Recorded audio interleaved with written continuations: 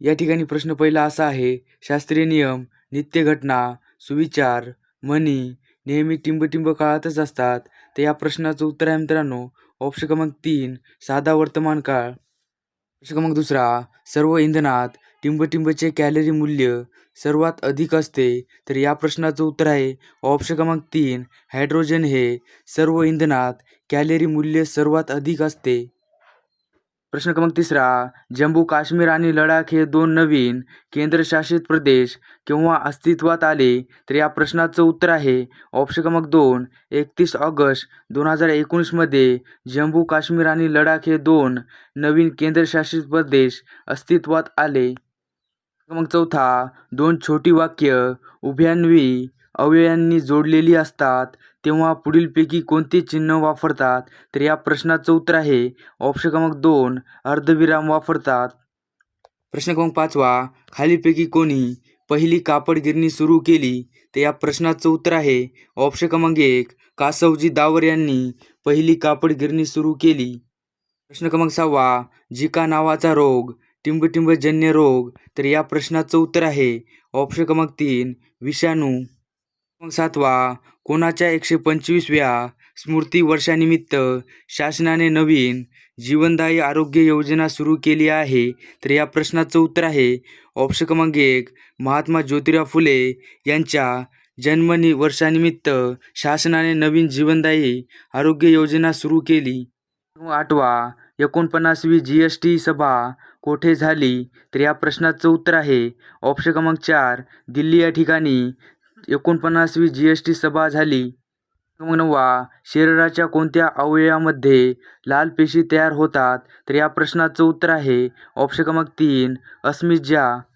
प्रश्न क्रमांक 10वा, मीराबाई चानू या कोणत्या खेळाशी संबंधित आहेत? तर या प्रश्नाचं उत्तर आहे ऑप्शन क्रमांक 4 वेटलिफ्टिंग या खेळाशी संबंधित आहेत. प्रश्न क्रमांक 11वा, इस्रोचे नवीन प्रमुख म्हणून कुणाची नियुक्ती करण्यात आली आहे? तर या प्रश्नाचं उत्तर आहे ऑप्शन क्रमांक 3 एस सोमनाथ यांची इस्रोचे नवीन प्रमुख म्हणून नियुक्ती करण्यात आली आहे. क्रमांक 12वा, 49वी GST परिषद कोणाच्या अध्यक्षतेखाली पार पडली? तर या प्रश्नाचं उत्तर आहे ऑप्शन क्रमांक 1 निर्मला सीतारमण यांच्या हस्ते पार पडली. प्रश्न क्रमांक 13वा, जलसंधारणात सर्वोत्तम राज्याचा दर्जा कोणाच्या राज्याला मिळाला आहे? तर या प्रश्नाचं उत्तर आहे ऑप्शन क्रमांक 2 उत्तर प्रदेश या राज्याला सर्वोत्तम राज्याचा दर्जा मिळाला आहे. 14वा, रतन टाटा यांच्या बायोग्राफीचे लिखाण कोणी केले आहे? तर या प्रश्नाचं उत्तर आहे ऑप्शन क्रमांक 1 थॉमस मॅथ्यू यांनी रतन टाटा यांच्या बायोग्राफीचे लिखाण केले आहे. 15वा, महाराष्ट्र राज्याचे नवीन राज्यपाल रमेश बैस यांना कोणी शपथ दिली? तर या प्रश्नाचं उत्तर आहे ऑप्शन क्रमांक 1 न्यायमूर्ती संजय गंगापूरवाला यांनी रमेश बैस यांना शपथ दिली. प्रश्न क्रमांक 16वा, गुलकुमिया हा रोग खालीलपैकी कोणत्या अवयवास होतो? तर या प्रश्नाचं उत्तर आहे ऑप्शन क्रमांक 3 डोळे या अवयवास गुलकुमिया हा रोग होतो. क्रमांक 17वा, भारतीय लष्कराचे नवे उपप्रमुख पदी कोणाची निवड झाली? तर या प्रश्नाचं उत्तर आहे ऑप्शन क्रमांक 1 व्ही सुचिंद्र कुमार यांची भारतीय लष्कराचे नवे उपप्रमुखपदी निवड झाली. 18वा, क्रिकेटच्या महिला प्रीमियर लीगची RCB च्या संघाच्या कर्णधारपदी कोणाची निवड झाली? तर या प्रश्नाचं उत्तर आहे ऑप्शन क्रमांक 2 स्मृती मंधाना यांची निवड झाली. 19वा, जल मेट्रो प्रकल्प असलेले भारतातील पहिले शहर कोणते ठरले? तर या प्रश्नाचं उत्तर आहे ऑप्शन क्रमांक 2 केरळ आणि कोची हे जल मेट्रो प्रकल्पचे भारतातील पहिले शहर ठरले.